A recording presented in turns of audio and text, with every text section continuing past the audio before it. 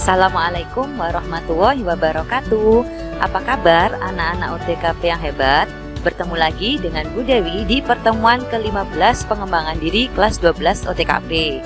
Hari ini kita akan membahas materi baru lagi ya, yaitu tentang gender dan mengubah paradigma mencapai kesuksesan. Pengertian dan perbedaan gender dan seks.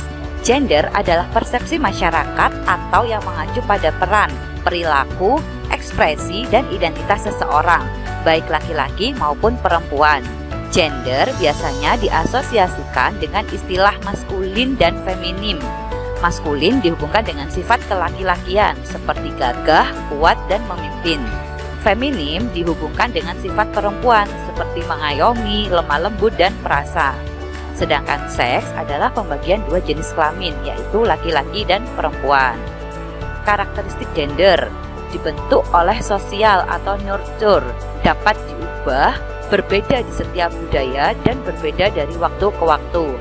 Sedangkan karakteristik seks itu biologis, dibawa sejak lahir atau nature, tidak dapat diubah, bersifat universal, dan selalu sama dari waktu ke waktu. Peran gender ada tiga. Yang pertama, peran reproduktif, yaitu peran yang dijalankan dan tidak menghasilkan uang serta dilakukan di dalam rumah. Contohnya, perempuan sebagai ibu rumah tangga. Yang kedua adalah peran produktif, yaitu peran yang jika dijalankan mendapatkan uang langsung atau upah. Contohnya adalah karyawan yang bekerja di kantor atau di pabrik. Yang ketiga, peran kemasyarakatan atau sosial, yaitu aktivitas yang dilakukan di tingkat masyarakat. Misalnya ibu-ibu yang mengelola posyandu atau puskesmas, itu kan termasuk aktivitas sosial seperti itu. Selanjutnya adalah bentuk diskriminasi gender. Diskriminasi gender adalah berbagai tindak ketidakadilan atau diskriminasi yang bersumber pada keyakinan gender. Ketidakadilan dan diskriminasi gender merupakan sistem dan struktur di mana perempuan atau laki-laki menjadi korban dalam sistem tersebut. Bentuk diskriminasi ada 5 macam. Yang pertama, marginalisasi, yaitu proses peminggiran akibat perbedaan jenis kelamin yang mengakibatkan kemiskinan. Yang kedua, subordinasi adalah penilaian peran yang dilakukan oleh satu jenis kelamin lebih rendah daripada yang lain. Yang ketiga, stereotip atau pelabelan negatif, yaitu citra baku tentang individu atau kelompok yang tidak sesuai dengan kenyataan empiris yang ada. Yang keempat, kekerasan, yaitu serangan terhadap fisik maupun integritas mental psikologis. Dan yang kelima adalah beban ganda, yaitu beban pekerjaan yang diterima salah satu jenis kelamin lebih banyak dibandingkan jenis kelamin lainnya. Selanjutnya ada dampak diskriminasi gender, itu ada 5. Yang pertama, kesempatan mendapatkan pendidikan dan karir. Yang kedua, perempuan takut untuk mengungguli pria. Yang ketiga, lebih banyak batasan yang diberikan kepada anak perempuan dibandingkan laki-laki. Yang keempat, perempuan lebih banyak mendapat tugas kerumah tanggaan. Dan yang terakhir, laki-laki tidak boleh menangis. Padahal kan ya seharusnya laki-laki bebas saja menangis, cuma tergantung situasi dan kondisinya, seperti itu. Selanjutnya kita akan memasuki bab baru, yaitu tentang mengubah paradigma mencapai kesuksesan. Pengertian dan jenis pola pikir. Pola pikir diartikan sebagai kumpulan pemikiran yang terbentuk sesuai dengan pengalaman dengan keyakinan, sehingga dapat mempengaruhi perilaku atau cara berpikir seseorang dalam menentukan sikap, pandangan, hingga masa depannya.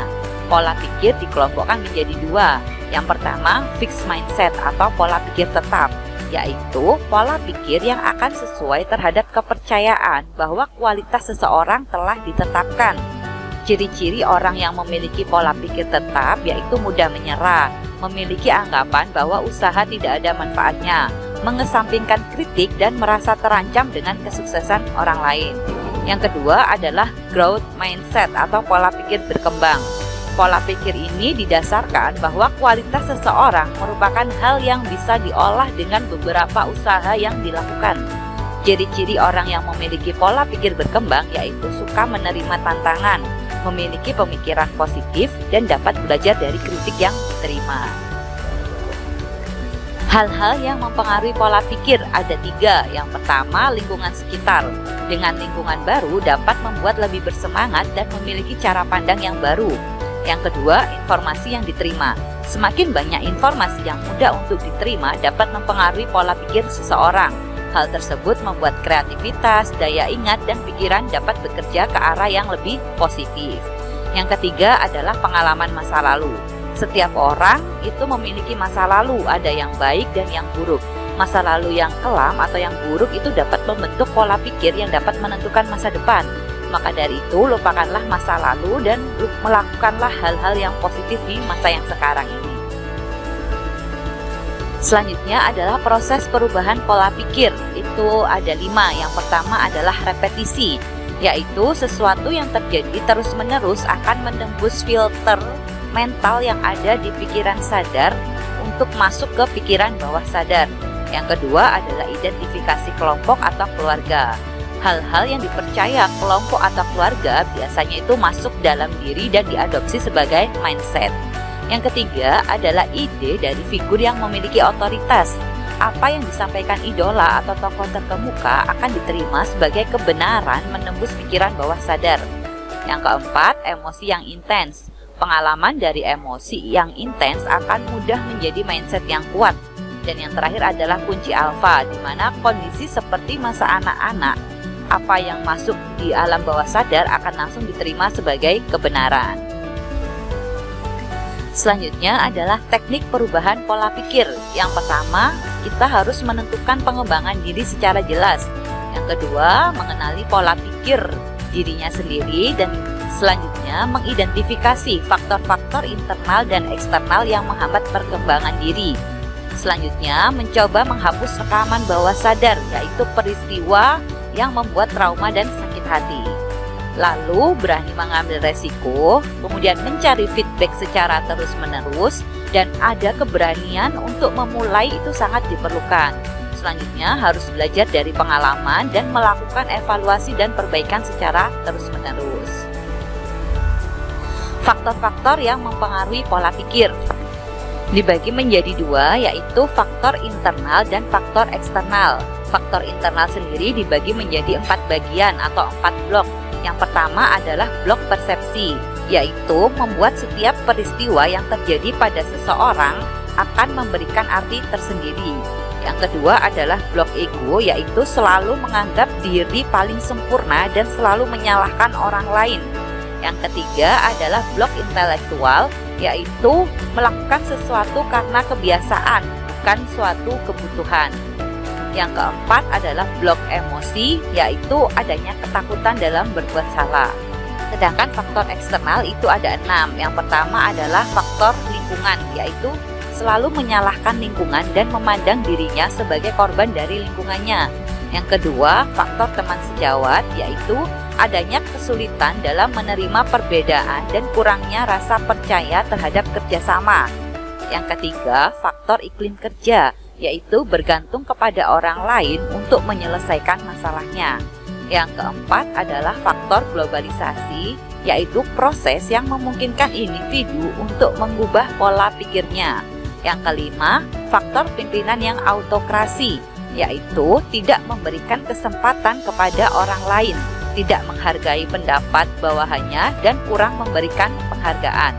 Dan yang terakhir adalah faktor perkembangan iptek sebagai media dalam mempengaruhi massa. Selanjutnya adalah bagaimana cara mengubah hambatan menjadi peluang kesuksesan. Ada 6 hal yang perlu dilakukan. Yang pertama, kita harus peka terhadap respon orang lain. Yang kedua, kita harus melakukan survei terhadap reaksi pasar. Yang ketiga, harus yakin terhadap kekuatan yang dimiliki. Yang keempat, membaca peluang tersembunyi yang ada dalam setiap masalah. Yang kelima, mengelola resiko keberhasilan yang tertunda. Dan yang terakhir, harus terus fokus pada inovasi. Baik, sampai di sini dulu materi yang bisa Bu Dewi jelaskan hari ini. Kita langsung ke tugas 12 ya. Seperti biasa, kalian harus membuat rangkuman tentang materi yang sudah Bu Dewi jelaskan hari ini, yaitu tentang gender dan mengubah paradigma mencapai kesuksesan. Rangkuman ditulis tangan di kertas HVS sesuai dengan pemahaman dan kreativitas kalian. Pengumpulan file berupa foto yang diupload di Google Classroom pengembangan diri 12 OTKP di bagian tugas 12 dengan format nama _kelas. tugas sudah masuk rekap nilai apabila sudah Bu Dewi beri komentar dan ada feedback nilai yang kalian dapatkan ya. Apabila ada yang kurang jelas, silahkan bertanya melalui chat pribadi di WA. Oke, always do your best, stay safe, stay healthy, stay happy.